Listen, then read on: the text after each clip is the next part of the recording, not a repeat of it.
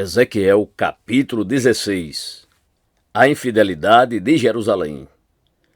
A palavra do Senhor veio a mim dizendo: Filho do homem, mostre a Jerusalém as suas abominações e diga-lhe: assim diz o seu Deus a Jerusalém.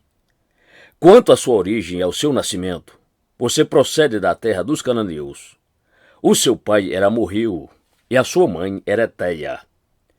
Quanto ao seu nascimento, no dia em que você nasceu, não lhe cortaram o cordão umbilical, nem a lavaram com água para que ficasse limpa, nem a esfregaram com sal, nem a enrolaram em panos.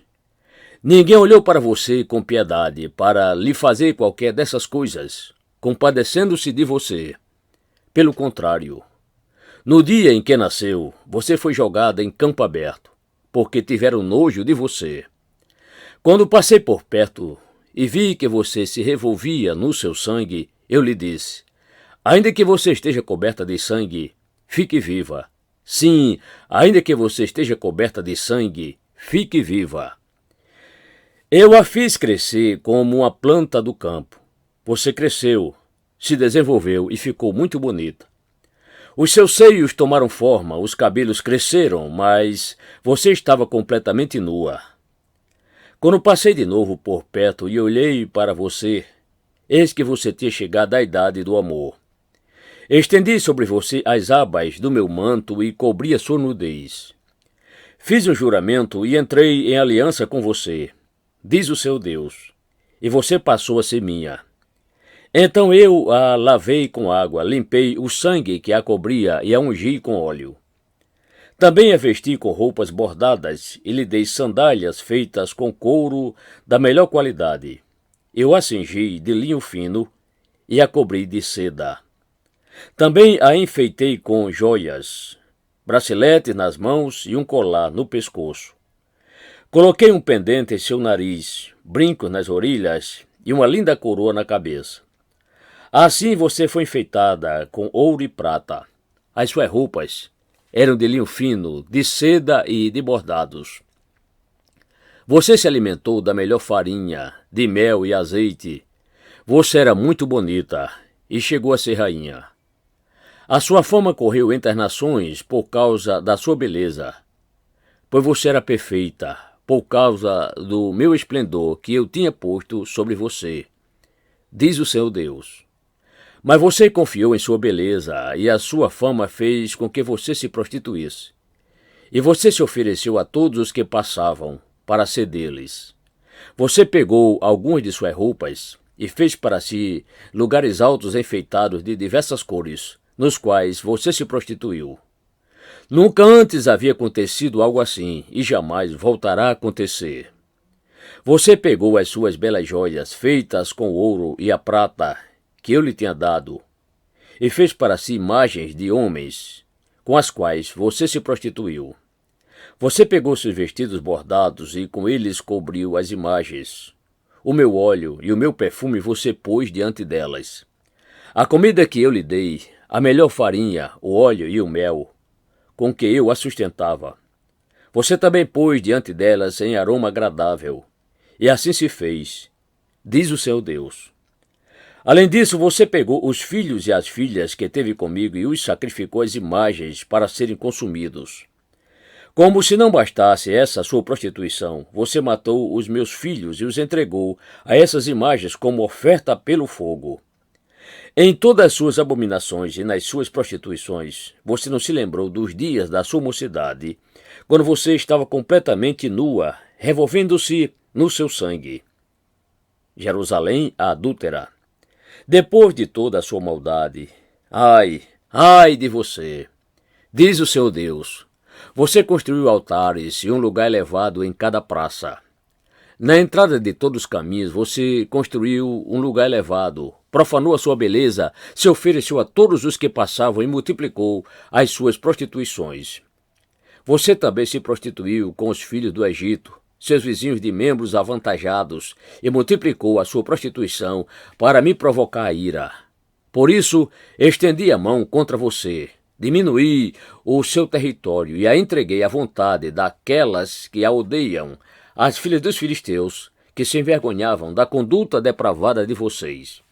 E, por ser insaciável, você também se prostituiu com os filhos da Assíria, e, prostituindo-se com eles, nem assim ficou satisfeita. Pelo contrário, você estendeu as suas prostituições até a Caldeia, essa terra de negociantes, mas nem com isso ficou satisfeita.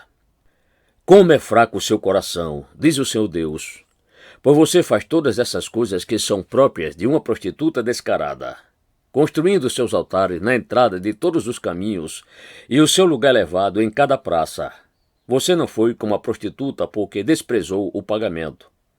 Você foi como a mulher adúltera que, em lugar de seu marido, recebe os estranhos.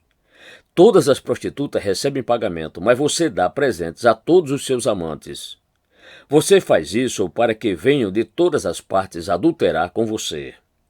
Com você, na sua vida de prostituta, acontece o contrário do que se dá com outras mulheres. Ninguém pede que você se prostitua. Você faz o pagamento. E ninguém paga nada a você. Nisso, você é diferente. A condenação de Jerusalém. Portanto, prostituta, ouça a palavra do Senhor. Assim diz o Senhor Deus. Por você ter derramado o seu dinheiro e deixado à mostra a sua nudez nas suas prostituições com seus amantes, por causa também de todos os seus ídolos abomináveis e do sangue de seus filhos que você ofereceu a esses ídolos, eis que reunirei todos os amantes que você quis agradar, tanto os que você amava como todos os que você odiava. Eu os trarei contra você de todos os lados e descobrirei as suas vergonhas diante deles, para que eles vejam toda a sua nudez. Eu as julgarei como são julgadas as adúlteras e as assassinas. Farei com que você seja vítima de furor e de ciúme. Vou entregá-la nas mãos deles, e eles derrubarão os seus altares e lugares elevados. Vão despir você, levar as suas belas joias, e a deixarão completamente nua. Trarão contra você uma multidão, irão apedrejá-la e a cortarão em pedaços com as suas espadas. Queimarão as suas casas e executarão juízos contra você à vista de muitas mulheres. Acabarei com a sua prostituição e você não fará mais nenhum pagamento. Desse modo desafogarei em você o meu furor e deixarei de ter ciúmes de você. Estarei calmo e não ficarei mais irado, visto que você não se lembrou dos dias da sua mocidade e me provocou a ira com todas essas coisas. Eis que também eu farei recair sobre a sua cabeça o castigo que os seus atos merecem, diz o seu Deus. Não é fato que todas as suas outras abominações você acrescentou esta depravação? Tal mãe, tal filha. Eis que todos os que usam provérbios usarão contra você o seguinte: tal mãe, tal filha. Você é filha da sua mãe, que teve nojo de seu marido e de seus filhos. E você é irmã das suas irmãs, que tiveram nojo de seus maridos e de seus filhos. A mãe de vocês era Eteia, e o pai era Morreu. A sua irmã mais velha é Samaria, que mora ao norte de você, com as suas filhas. E a sua irmã mais nova, que mora ao sul de você, é Sodoma, com as suas filhas. Você andou nos mesmos caminhos em que elas andaram, e fez as mesmas abominações que elas fizeram. E como se isto não fosse o bastante, você ainda se corrompeu mais do que elas, em todos os seus caminhos. Tão certo como eu vivo, diz o seu Deus, a sua irmã Sodoma e as filhas dela não fizeram o que você e as suas filhas fizeram. Eis que esta foi a iniquidade de sua irmã Sodoma. Ela e as suas filhas foram orgulhosas, tiveram fartura de pão e próspera tranquilidade, mas nunca ampararam os pobres e os necessitados. Foram arrogantes e fizeram abominações diante de mim. Ao ver isso, eu removi daquele lugar. Também Samaria não cometeu metade dos pecados que você cometeu. Você multiplicou as suas abominações mais do que elas.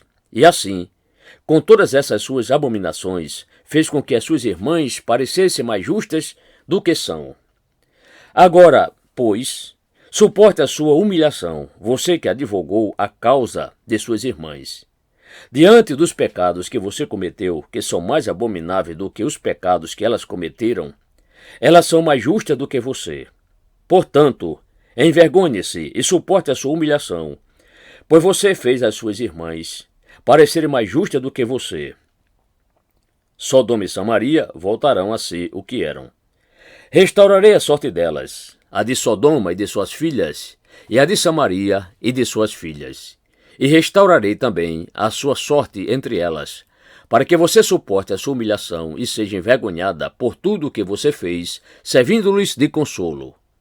Quando as suas irmãs Sodoma com as suas filhas e Samaria com as suas filhas voltarem ao seu primeiro estado, também você e as suas filhas voltarão ao seu primeiro estado. Não é fato que, nos dias do seu orgulho, você usou o nome de sua irmã Sodoma como provérbio antes que se descobrissem as maldades que você fazia?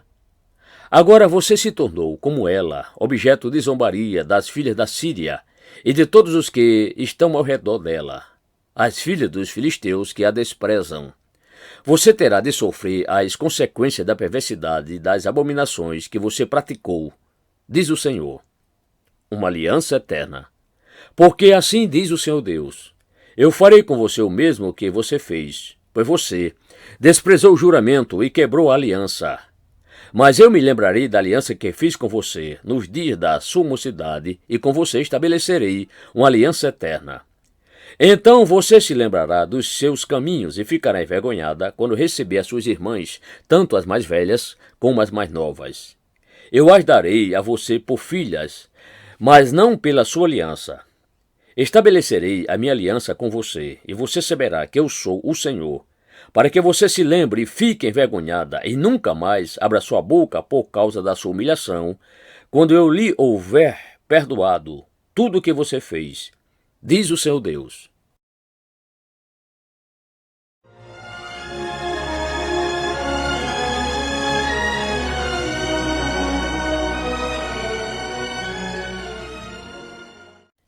Ezequiel capítulo 17. A parábola das duas águias e da videira. A palavra do Senhor veio a mim, dizendo: Filho do homem, propunha um enigma e apresenta uma parábola à casa de Israel.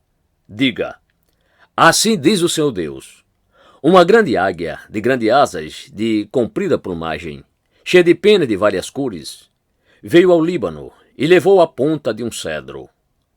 Arrancou a ponta mais alta dos seus ramos e a levou para uma terra de negociantes. Na cidade de mercadores a deixou. Depois, pegou uma semente da terra e a plantou num campo fértil. Pegou-a e a plantou junto às muitas águas, como se fosse um salgueiro. Ela cresceu e se tornou uma videira de pouca altura, mais esparramada, com os ramos virados para a águia e as raízes debaixo dela. Assim ela se tornou uma videira e produzia ramos e lançava renovos. Houve outra grande águia, de grandes asas e de muitas penas. E eis que a videira lançou as suas raízes na direção dessa águia e estendeu para ela os seus ramos, desde o lugar onde estava plantada, para que a regasse. Ela estava plantada em boa terra, junto a muitas águas, para produzir ramos, dar frutos e ser excelente videira. Diga: assim diz o Senhor Deus: será que ela vai prosperar? Será que a primeira águia não lhe arrancará as raízes e não cortará o seu fruto para que se sequem todas as folhas de seus renovos? Não será necessária muita força nem muita gente para arrancá-la pelas raízes. Mas, mesmo que esteja plantada, será que vai prosperar? Será que não vai secar completamente quando o vento leste tocar nela? No lugar onde está plantada, secará. Então a palavra do Senhor veio a mim dizendo: pergunte agora à casa rebelde: será que vocês não sabem o que significa isso? Diga: eis que o rei da Babilônia veio a Jerusalém, pegou o seu rei e os seus príncipes e os levou consigo para a Babilônia. Escolheu um membro da família real, fez aliança com ele e tomou dele juramento. Levou os poderosos da terra para que o reino ficasse humilhado e não se levantasse, mas, guardando a sua aliança, pudesse subsistir. Mas ele se rebelou contra o rei da Babilônia, enviando os seus mensageiros ao Egito para conseguir cavalos e um grande exército. Será que prosperará ou conseguirá escapar daquele que faz tais coisas? Poderá quebrar a aliança e escapar? Tão certo como eu vivo, diz o Senhor Deus, no lugar em que mora o rei que o pôs no trono, cujo juramento desprezou e cuja aliança quebrou, sim, junto dele, no meio da Babilônia, será morto. Faraó nem com grande exército, nem com numerosas companhias o ajudará na guerra. Quando rampas e torres de ataque forem levantadas para destruir muitas vidas. Ele desprezou o juramento, quebrando a aliança feita com aperto de mão, e praticou todas estas coisas, por isso não escapará. Portanto, assim diz o Senhor Deus, tão certo como eu vivo, o meu juramento que ele desprezou e a minha aliança que ele quebrou, isto farei recair sobre a sua cabeça. Estenderei sobre ele a minha rede e ficará preso nas minhas malhas. Eu o levarei para a Babilônia e ali entrarei em juízo com ele por causa da rebeldia que praticou contra mim. Todos os seus fugitivos, com todas as suas tropas, cairão à espada, e os que restarem serão espalhados aos quatro ventos. Então vocês saberão que eu, o Senhor, falei. Uma promessa de restauração. Assim diz o Senhor Deus. Também eu pegarei a ponta mais alta de um cedro e a plantarei. Do principal dos seus ramos cortarei o renovo mais tenro, e eu mesmo o plantarei sobre um monte alto e sublime. No monte alto de Israel o plantarei. Ele produzirá ramos, dará frutos e se tornará um cedro excelente. Debaixo dele viverão pássaros de todo tipo. À sombra dos seus ramos se aninharão aves de toda espécie. Todas as árvores do campo saberão que eu, o Senhor, derrubo a árvore alta e elevo-a baixa, seco a árvore verde e faço reverdecer a seca. Eu, o Senhor, falei e eu o cumprirei.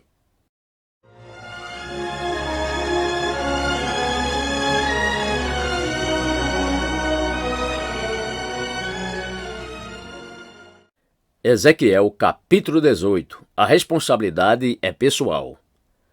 A palavra do Senhor veio a mim dizendo: o que vocês querem dizer, vocês que ficam repetindo este provérbio a respeito da terra de Israel? Os pais comeram uvas verdes e os dentes dos filhos é que se embotaram? Tão certo como eu vivo, diz o Senhor Deus, vocês nunca mais repetirão esse provérbio em Israel.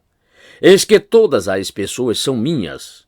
Assim como a pessoa do pai, também a pessoa do filho é minha. A pessoa que pecar, essa morrerá.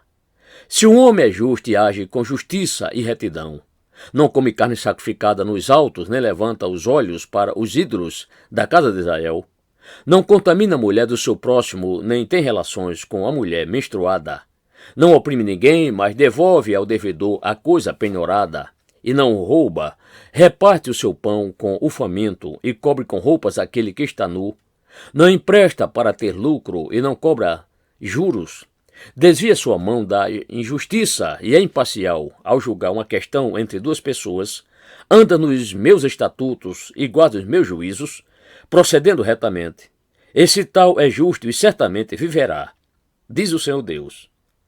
Se ele gerar um filho ladrão, assassino, que fizer a seu irmão qualquer uma dessas coisas que o pai nunca cometeu, mas comer carne sacrificada nos altos, contaminar a mulher de seu próximo, oprimir o pobre e necessitado, praticar roubos, não devolver o penhor, levantar os olhos para os ídolos, cometer abominação, emprestar para ter lucro e cobrar juros, será que esse viverá?